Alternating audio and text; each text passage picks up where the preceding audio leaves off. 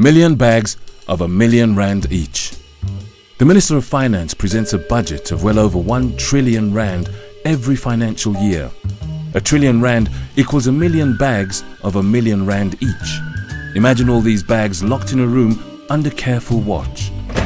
This responsibility is ours as the Auditor-General of South Africa. Our job is to strengthen the country's democracy through the auditing of the country's public finances. We monitor what happens to these million bags of R1,000,000 over the period for which they were earmarked, usually a year. It is the expectation of the public that all practical and possible measures are taken to protect and use these bags for the purpose intended. In the broadest form, members of the public contribute towards these bags. The money contained in these bags is intended to do the things that improve people's lives, making sure that clinics and hospitals are stocked with relevant supplies and medication, that our schools have books so that our children can learn, and that the pensions of many grandmothers in our country are paid at the end of each and every month. A whole lot of good is intended with the money in these bags, and keeping track of such monies is a big and important task. There are other levels of responsibility that we have as a country, and these may not necessarily seem like they are for your benefit. But when some citizens break the law, the police are required to intervene. The money in the public purse is there to make sure your rights as an individual are protected. The money in those million bags looks after this right.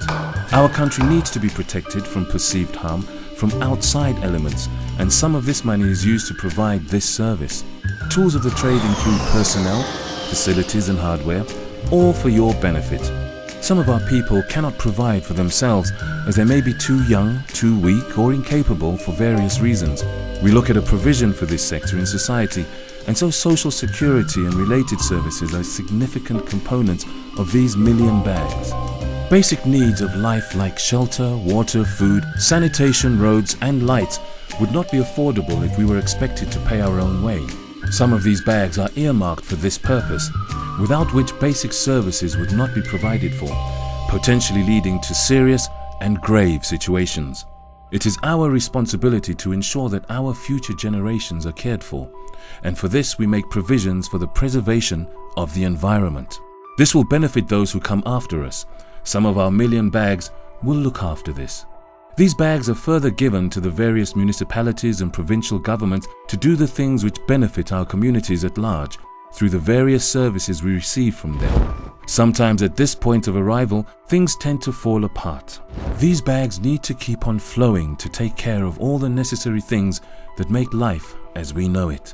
How does the Office of the Auditor-General reach the conclusion of how each municipality or government department or entity has fared on the use of the million bags of R1,000,000? The answer leads us to 5 types of audit conclusions contained in our analysis and accounting, or as we refer to them, our general reports. An unqualified audit with no findings, which is usually referred to as a clean audit, is when a municipality or government department has conducted the way it manages its finances well and transparently. They are able to show the things that were done, and they respected and observed all the laws. They have controls in place which enable them to do their job well, and that their use of the resources provided by the million bags of R1,000,000 is largely reliable and credible. Secondly, we issue an unqualified audit opinion with other matters or findings. This is where the municipality or government department is good at keeping the books. Unfortunately, they had neglected to check if the services they paid for had been received or done. They didn't necessarily do things in accordance with the laws that affect financial management matters. Quite a number of these required significant levels of assistance during the examination of their records. Without this assistance, they would have scored worse. In the third instance, a qualified audit is as follows. Here we find those government entities that do not keep accurate and transparent records in limited or isolated areas and have not ensured that they got what they paid for or acted in accordance with the laws that affect financial management matters.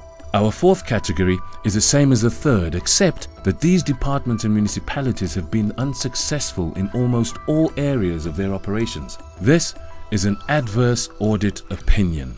Finally, in the fifth category, we find those that are so unaccountable that they are unable to show most of the things they claim to have done with the bags. Nothing they have done makes sense, and nobody knows what's happened to the bags. The auditor in this instance cannot comment, hence the disclaimer of the audit opinion. Communication with those charged with governance and oversight. We communicate and inform those responsible for the 1,000,000 bags and advise them what caused the bags to not do what they were made available for. We then pass on the messages to those charged with looking after and securing these bags.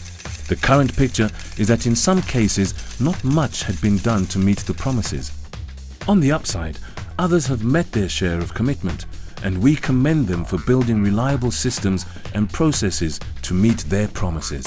While the above conclusions have been reached, it is disappointing to note that a lot of these bags have been used to promote unfair advantage and undesirable activities, resulting in an irregular and unauthorized expenditure. This is where many of the bags are found to have been used in ways that were not originally catered for when the bags were made available through the public purse.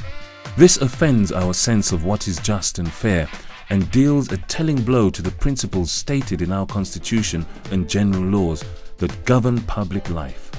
Limitations of an audit. These outcomes are observed and examined in an environment where the auditors have limitations.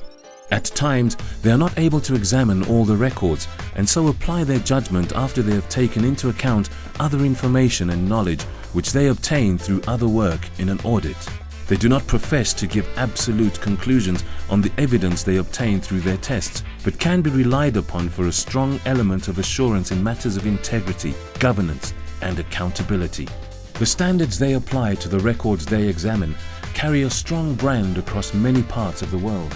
Any user of this information is assured that appropriate diligence, as provided for in these standards, has been applied and tried, and tested methods of independent examination have been employed. Root causes of the audit outcomes. It has been established through analysis of all the information of the financial statements reported on that there are significant root causes of the poor outcomes. Focus attention in the following areas of financial management will create a transparent and accountable execution of work. 1. We need to employ people in financial functions who have the required skills to manage finances and maintain an environment where all the records are accurate, reliable, and credible. 2. Key vacancies need to be filled, especially in the finance and service delivery position. 3. There needs to be consequences due to an undesirable audit to make sure that significant breakdowns in controls do not continue uncorrected. 4. Lastly, there needs to be a system that makes sure that those charged with oversight and governance of these entities have the abilities to correct this situation. The coexistence of the above conditions and others in any system is an indispensable part of restoring public confidence. Those charged with public affairs need to restore public confidence in their ability to look after their assets and benefits that flow from the exercise of their stewardship. When the above root causes are addressed, we should be able to experience a public service that boasts the following. A. Proper record keeping. B. Performance of daily and monthly routine controls. C. Production of regular and accurate financial and performance reports. D. Active review and monitoring of compliance. Currently, these key attributes are largely absent in the control environment of most of the entities we audit. Hence, the conclusions we have reached point to a vulnerability of these 1,000,000 bags of R1,000,000. The journey of restoring public confidence in the system of public administration, particularly financial and supply chain management, is ever more important in all the 3 spheres of government. Transparency and accountability are an indispensable part of this journey.